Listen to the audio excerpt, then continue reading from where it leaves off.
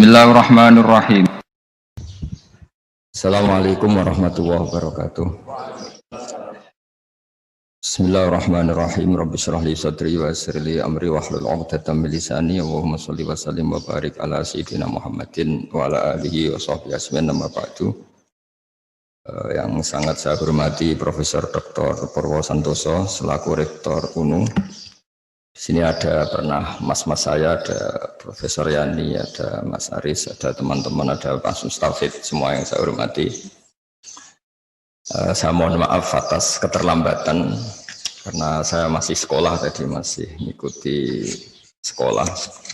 Jamnya memang harus tadi jam 9. Mengenai ilmu manfaat itu kita mengikuti ya tradisi ulama-ulama dulu. Itu kalau pakai standar dengar makna indikator atau indikasi, itu adalah dimulai dari kita legowo ya. Kita legowo dengan faham-faham atau dengan, jadi misalnya ada orang fasik atau sedang salah atau sedang goblok, sedang tidak pinter, itu kita harus membahasakan sedang. Sedang itu ya mutalabis bitilkal fi'lah atau mutalabis bitilkal halah. Ini penting sebagai mukaddimah karena awal kerusakan agama ini dimulai dari gerakan-gerakan yang mudah mengkafirkan kelompok lain, sehingga ini memutus harapan. Jadi saya mohon kepada Bapak Profesor, Bapak semualah yang terlibat dalam pendidikan itu, terutama ini menyemaikan harapan. Orang yang sekarang sedang jatuh bisa saja suatu saat bangkit. Yang sedang fasik bisa saja suatu saat soleh. Sehingga agama ini diperuntukkan dimangka nayarjuwa awal yaumal akhir, bagi yang selalu berpengharapan. Sehingga agama ini tidak boleh main vonis, mengkafirkan orang lain, terus kemudian menganggap kelompok lain tidak termasuk Islam, itu tidak boleh. Sebab itu ciri khas ahli sunnah wal jamaah yang diimplementasikan akidah NU di Indonesia, atau kalau dalam bahasa PBNU itu sudah ahli sunnah masih ditambahi an-nahdiyah. Itu dimulai dari apa? Ciri khas ahli sunnah itu dimulai apa? Yang tidak mudah mengkafirkan orang lain. Karena sekali gerakan ini itu tumbuh dan kita masuk ke situ, maka orang Islam itu otomatis berkurang. Karena yang hakikatnya masih muslim, kita anggap kafir. Yang hakikatnya suatu saat tobat, kita vonis atau kita statuskan, kita stigmasi sebagai orang yang jelek, sehingga nggak ada harapan lain lagi untuk baik. Sebab itu pengajian ini atau ngaji ini saya mulai dari ciri khas mazhab ahli sunnah wal jamaah tentang ilmu manfaat. Ilmu manfaat itu ilmu yang orang itu selalu berharap kepada Allah Subhanahu wa ta'ala. Dimangka nayarjuwa hawal yaumal akhir. Saya beri beberapa contoh masail fiqhiyah. Ada orang misalnya mati bunuh diri atau mati karena minum oplosan. Itu di Syarhun Nawawi, syarah hadis Nawawi ketika mensarai Sahih Muslim. Gimana hukumnya orang yang mati karena oplosan atau karena bunuh diri? Sebagian ulama mengatakan jangan datangi jenazahnya sebagai hukuman biar nggak ada lagi yang mati bunuh diri. Ada ulama yang berpendapat tetap kiai itu datang karena bunuh diri itu sudah salah, dan kalau kiai-kiai tidak datang maka ditakutkan ada kaifiah baru dalam mengelola jenazah. Dan itu lebih bahaya. Misalnya ada orang mati oplosan karena orang-orang soleh tidak datang, kemudian komunitas mereka bikin satu tradisi baru dalam memakamkan jenazah. Misalnya didusi mbek arak, terus mayitnya didep nongetan, atau dimakamkan begitu saja. Sebab itu pertanyaannya, lalu gimana? Ya al-maisur la yasqutu bil ma'sur, kita harus datang, setidaknya kita tetap mendatangi syariat Islam yang dalam mengelola jenazah dimakamkan secara benar, dimandikan secara benar, disolatkan secara apa? Nah, artinya begini, Kita datang ini sebetulnya bukan bentuk penghormatan ke orang fasik, tapi bentuk mengawal syariat Islam supaya tetap berjalan meskipun sedang ngelola orang apa? Fasik. Jadi ini penting sekali saya utarakan supaya legowo kita sebagai pemandu ilmu atau pemandu mazhab ahli sunnah wal jamaah itu bukan urusan seneng dan tidak seneng. Tapi kita ngawal syariat Islam ini kita kawal. Caranya apa? Ya tadi selalu berpengharapan dimangkan arjuwah wal yaumil akhir. Kalau tadi dikatakan Pak Rektor misalnya susah menerapkan pesantren di kampus, tapi jangan pernah putus harapan. Al-Azhar itu ya kampus, tapi tradisinya pesantren. Di situ ada ijazah toreko, ada ijazah cara menghafal Quran secara benar, tapi tetap tradisinya itu kampus. Nah, saya memulai makalah ini dengan buku yang jenengan baca semua, yang jenengan bawa, nanti tak baca secara urut, sebagian yang pokok-pokok. Saya mulai dengan ilmu manfaat itu, ilmu yang kayak apa? Saya akan berpendapat, ilmu yang selalu menunggu harapan. Menunggu suatu saat ada kebaikan, ada hari yang lebih baik. Nah, itu dimulai dari mana? Dimulai misalnya seorang bapak yang awam, yang mungkin lugu atau bodoh selalu bilang, le ke Jokoyok bapak, anaknya sekolah dan lebih baik. Ada orang yang nyuwun sewu mungkin dia maling atau copet atau apa. Kalau ngandani anak wis bapak tok cung sing lakoni ning penjara, kowe aja sampai nasibmu koyok bapak. Dan dari harapan seorang bapak yang terpidana ini kemudian lahirlah anak-anak yang soleh. Ketika orang-orang kafir Mekah yang sangat sadis kepada Rasulullah SAW itu sampai Malakul Jibal itu enggak tego, terus menawarkan, ya Rasulullah, hari ini saya diutus Allah untuk apa? Untuk menghancurkan orang-orang Mekah yang mengusir engkau, yang menyakiti engkau. Tapi kata Nabi, jangan. Asallahu ayyukhrija min aslabihim ya'budullaha wa la yusyriku bihi syai'an. Mungkin bapaknya kafir, tapi saya berharap nanti anak-anaknya menjadi mukmin. Jadi orang yang kafir saja Nabi tidak butuh harapan. Itu ada di hadis sahih di Bukhari. Dan betul, Abu Lahab punya putri namanya Durrah. Ada yang baca Darrah, itu mukminah sholihah. Abu Jahal punya anak namanya Ikrimah, ini termasuk sahabiyun jalilun. Jadi agama ini digerakkan oleh harapan, limangkan arjuwah. Bahkan ketika bapaknya belum, kan banyak sekarang di Indonesia. Banyak di Indonesia itu orang yang nggak bisa baca Quran, anaknya hafid. Dimulai dari mana? Dimulai dari sebuah apa? Harapan, limangkan arjuwah wal yaumil akhir. Sebab itu dalam sebuah kitab Jami'u Usulil Auliya, kitab tentang para wali, itu Abul Hasan Asyadili pernah mimpi. Di situ ketemu Nabi Nuh dan Nabi Muhammad SAW dalam mimpi itu. Itu Nabi Nuh digojlok begini sama Nabi Muhammad.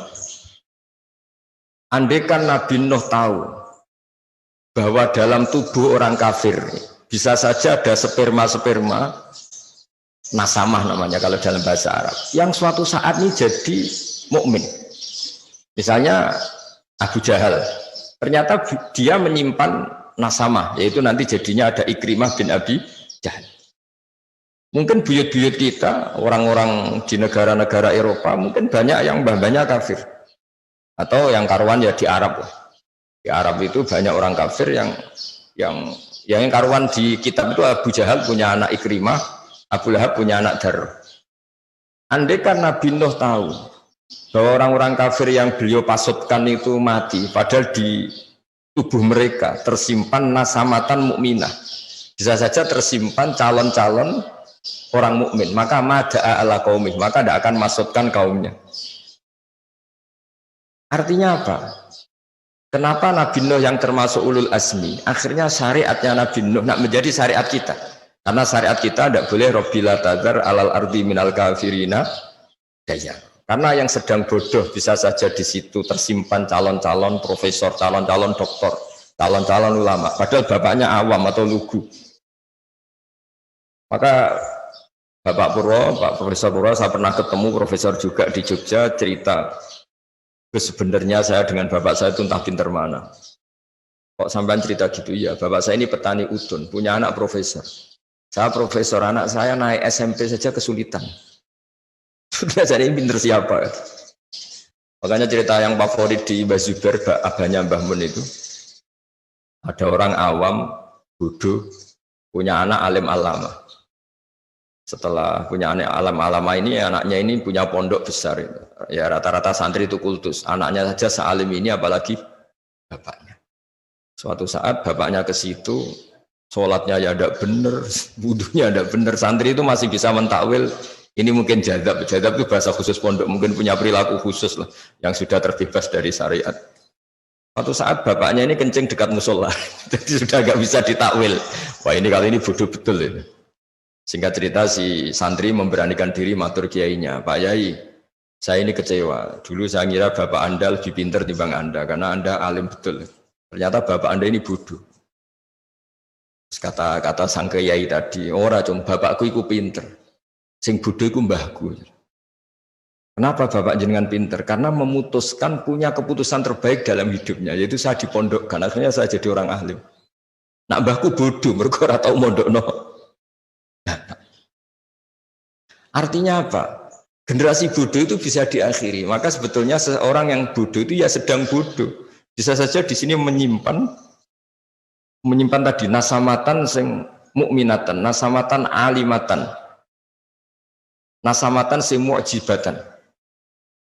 Jika kalau dalam ngaji nahwu, ini juga orang-orang UNU juga harus ngaji nahwu. Bahasa nahwu itu manusia itu berstatus ya sebetulnya sedang soleh, bisa saja kita su'ul khotimah.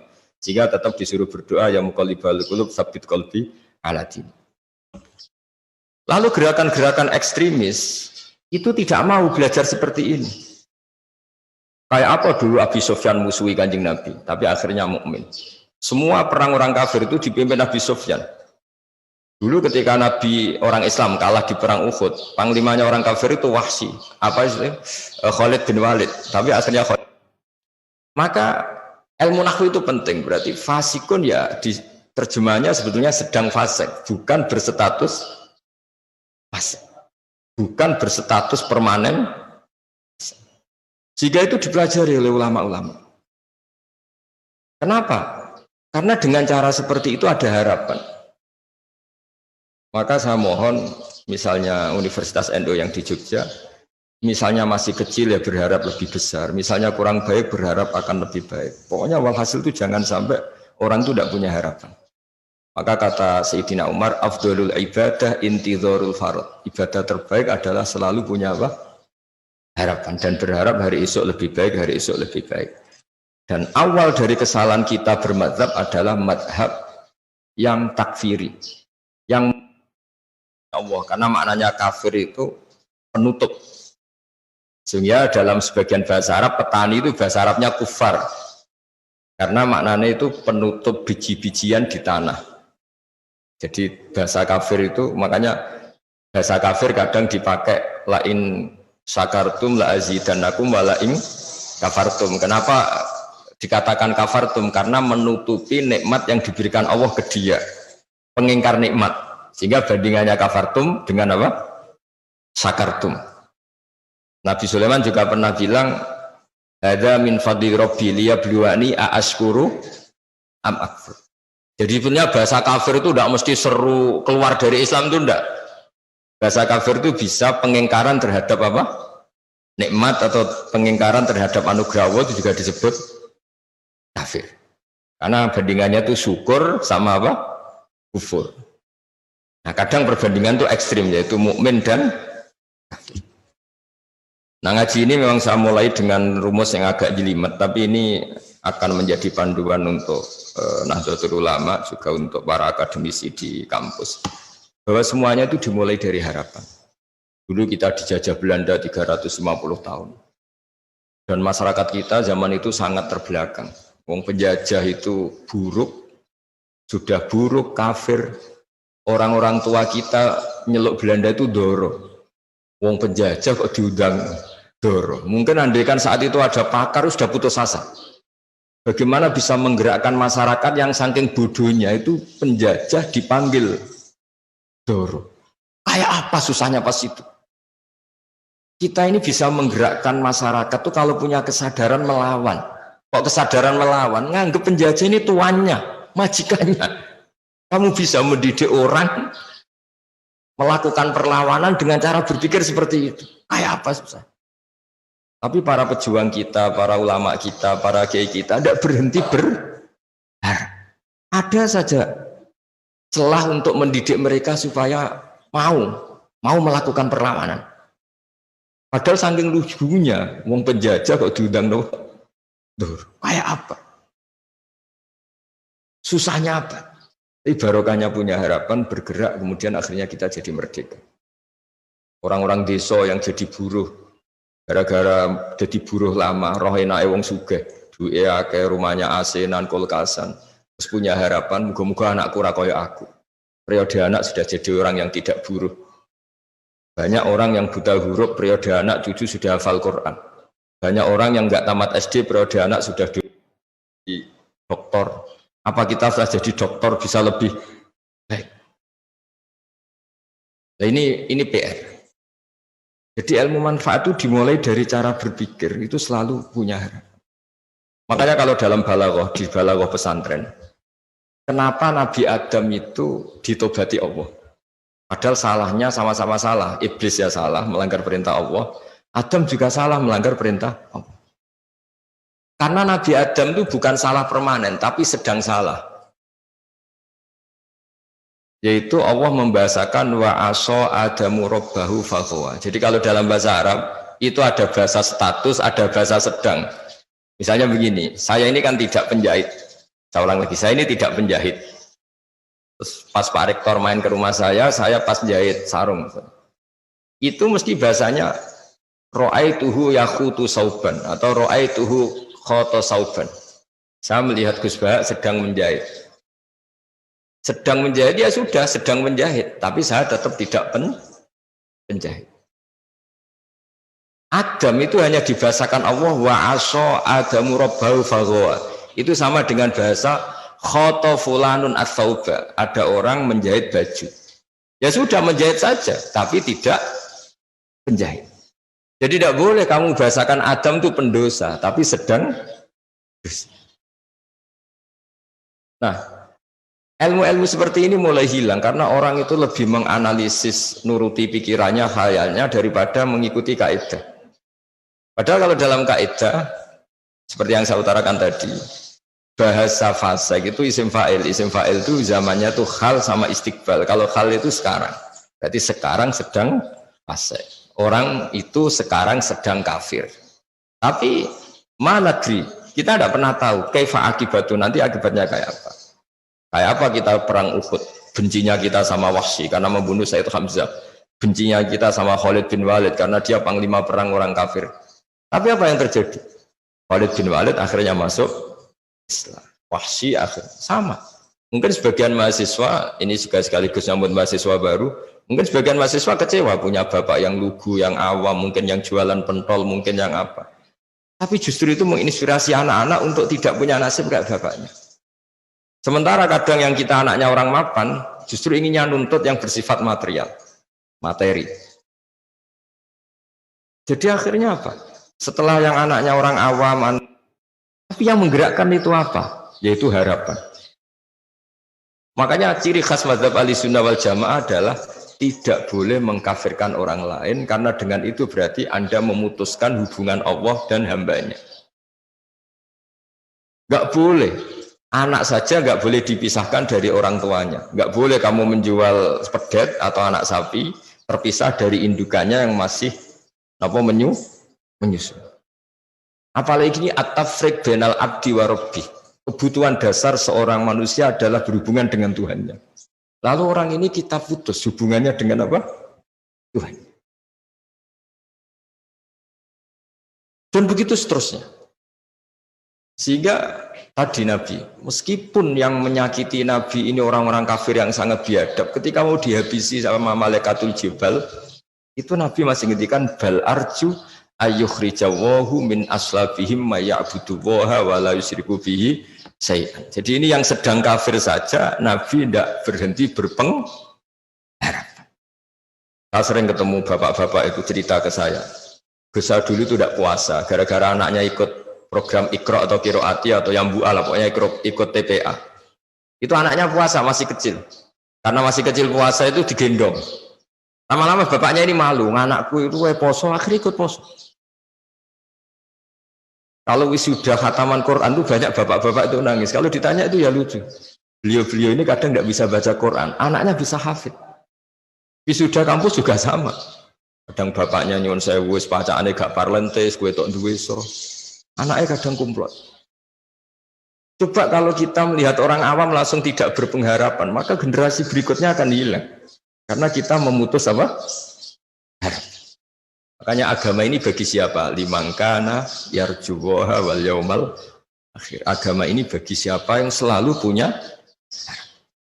Indonesia pernah gak merdeka, pernah ada gestok, pernah ada apa saja, dan sekarang baik-baik saja. Sekarang juga ada masalah pandemi, masalah apa-apa, tapi kita selalu berharap akan baik-baik saja, karena agama ini limangkana yarjuwaha wal yaumal akhir.